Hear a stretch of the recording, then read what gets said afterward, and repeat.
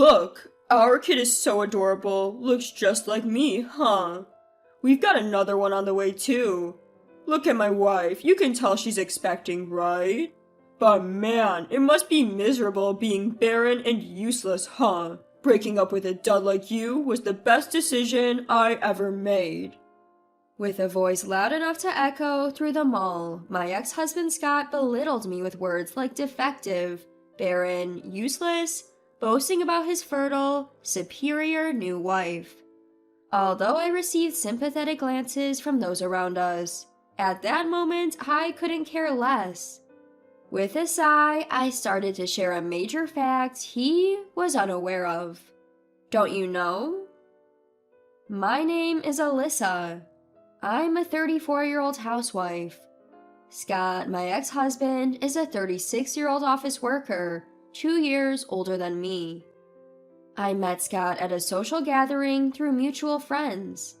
Scott is very outgoing, the complete opposite of me. Scott was the one who reached out to me, who was being shy at the gathering. At first, I could only have awkward conversations, and I was always in the corner. But thanks to Scott's outgoing personality, I was easily welcomed into the group. You should have more confidence in yourself, Alyssa. It's a waste. You're so cute, he would say, casually walking beside me on our way home from drinking parties. I started to have a soft spot for Scott, who was upfront but somehow adorable. Afterwards, we started to see each other more. Our relationship progressed, and we ended up living together and getting married. Loved by my kind husband, our married life was smooth sailing.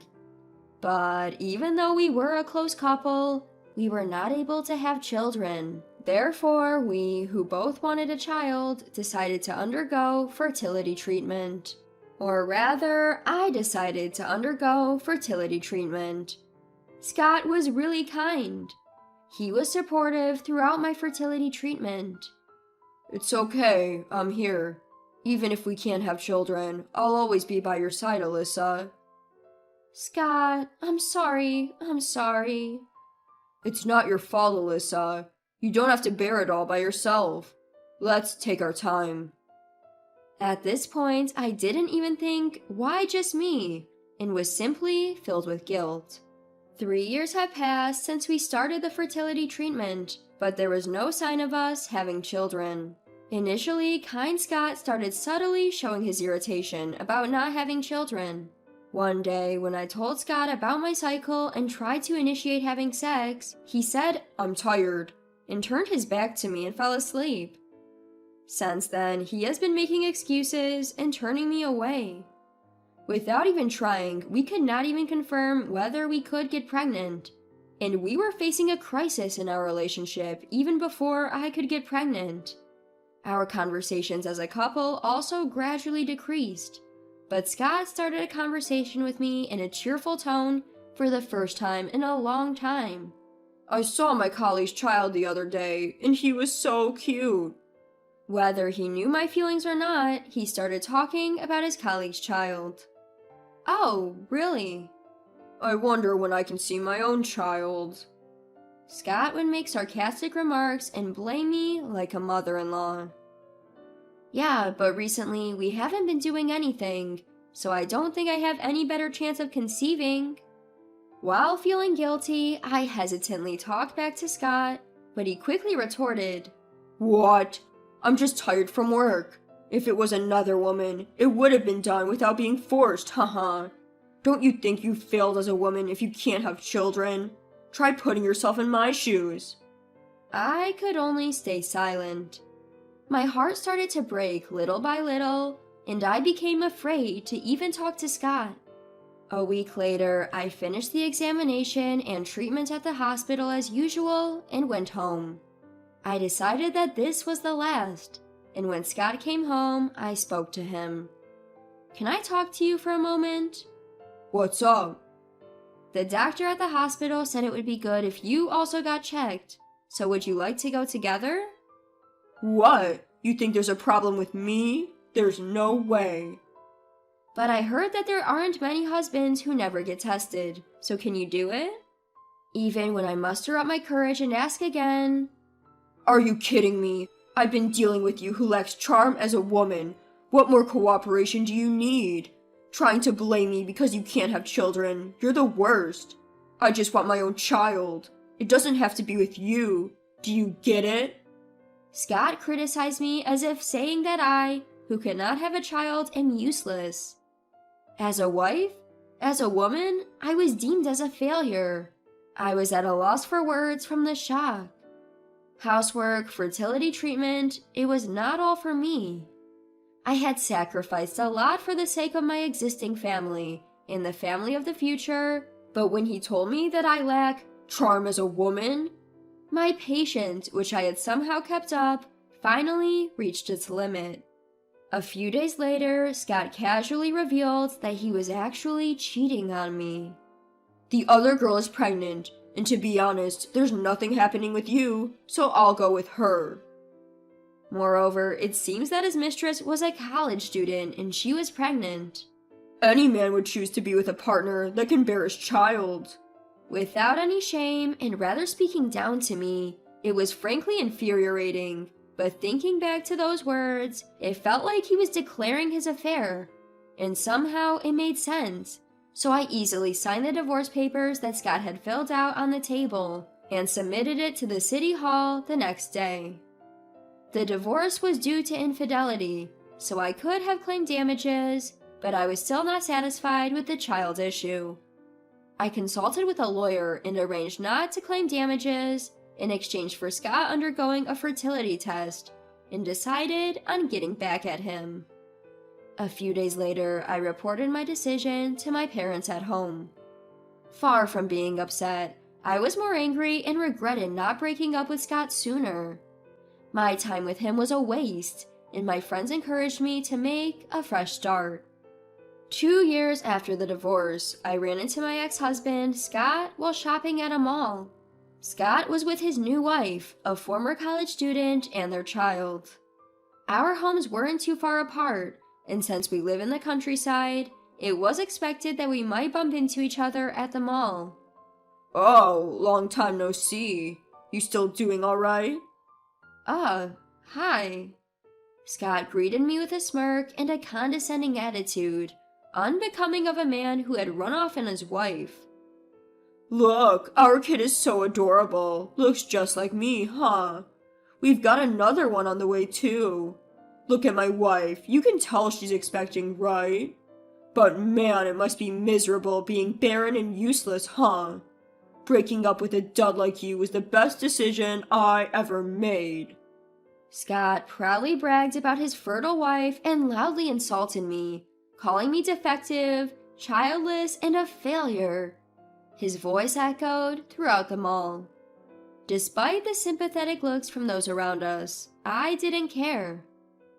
As I let out a sigh, I began to reveal a critical fact to my ex-husband, as a form of revenge. Well, it's nice that you remarried a wonderful woman and even have a child. Your wife may be competent, but what about you, sir? What? What are you talking about? Don't you remember? You took a fertility test in place of damages? The test results came back. And Scott, it turns out you should have been the one getting fertility treatment. I was just fine and fertile. That's a lie, right? It's some kind of joke, isn't it? Scott, who had always thought he was fertile, was clearly disturbed. It's true. As I told him this, I calmly whispered into his flustered ear. If you think it's a lie, why don't you do a DNA test on your child? Best of luck building a happy family. Scott, panicking, hurriedly left me and confronted his wife. From a distance, I heard him yelling, "You deceived me," and such, but I didn't want to cause more of a scene, so I waved my hand and left the place. My heart, which had been clouded for a while after the divorce, felt instantly clear. According to what I heard later, it seemed that the child his wife had given birth to, and the one she was currently pregnant with, were not Scott's. His wife had a main partner, and both children were from that man. However, desiring financial stability, she had chosen to marry Scott without love. Once it was discovered that the children weren't his, Scott was furious and their marriage deteriorated. The wife, who had never loved Scott, effortlessly switched over to the real father of her children. Scott, who was quickly discarded and became lonely, called me almost every day, saying things like, "You're the only one I love. I was just dazzled by a younger woman, but I'm sober now," and requested to remarry me. The fact that he had abandoned me when I needed him most was an undeniable truth. There's no way such words could easily overturn that. I was dumbfounded and blocked his number on my phone. As for me, I had already remarried to a new husband and was blessed with our first child, living a smooth sailing married life at the time of the incident at the mall. I had known my new husband from the time before we were married, as he was from a client company I had been serving at my previous job. We first met in person at a dinner party, but I had been talking to him over the phone a lot for work, so it didn't feel like we were meeting for the first time. Although we had kept in touch, he didn't contact me after I decided to leave my job, and we gradually lost touch. One day, I ran into him in town after several years. He confessed that he had feelings for me when he heard that I was getting married, but didn't say anything. Over time, as we began to meet, I found myself attracted to him, and it didn't take long for us to get married. He accepted everything about me, even all the events that had happened during my previous marriage, saying, "You can tell me everything, it's okay." And before we got married, he even came to the hospital with me to take a fertility test. I felt an unprecedented amount of love from him for doing this to make me feel comfortable. I'm truly happy to have been blessed with my first child in life, with a husband who cares for me so much. A few years later, Scott, who had lost contact with me and was still unable to give up, started to hang around my area.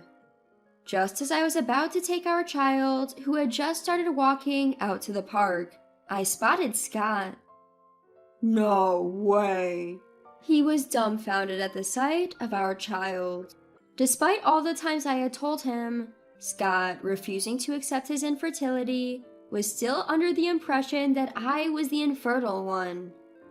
Starting from the next day, whenever he saw us, he began to argue that "We were not infertile after all. That child is ours, born before we divorced." Of course, there's no way that could be true. Considering the child's age, he is undoubtedly the child I had with my new husband. Until now, I had been ignoring Scott, as we didn't have any direct contact, but since he started confronting us, I was honestly at a loss about what to do. My husband then said, "This child is ours, genuinely. I had a DNA test done because you kept stalking us.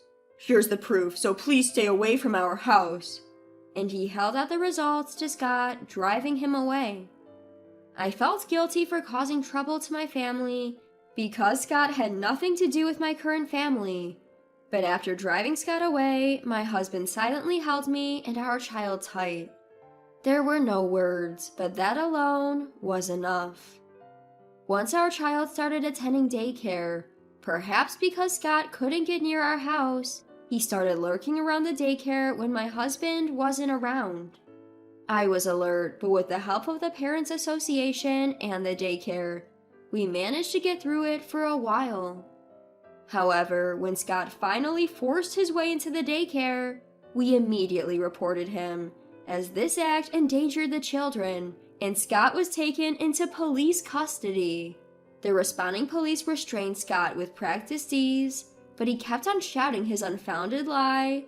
"That's my child. What's wrong with visiting my own child? Let me go," causing confusion around him.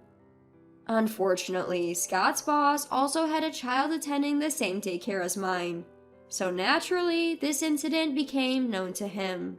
Since then, Scott was completely ignored at work.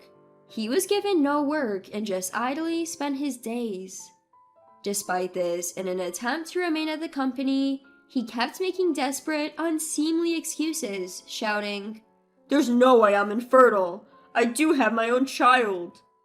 Hearing this, it seems he was eventually let go, as anyone would expect. Scott, who had no workplace to go to and no family to return to, went back to his parents' house and lived quietly. However, the neighbors began to spread rumors about the man-child with no children, and it became widely known that he had been involved in a police matter, and he was looked down upon. Without a job and unable to have children, finding a new bride surely wouldn't be easy. The label of being childless was like a boomerang, coming back to deeply pure Scott, leaving a large scar. His parents seemed to keep him confined in their home, perhaps out of concern for the neighbors. There was no longer any possibility of him having a child. As for our family, we breathed a sigh of relief, knowing that Scott was confined at home. Since then, we've been living blissfully, surrounded by my loving husband and child. Children keep parents together, and I firmly believe that no matter what happens to us, our child will keep us connected.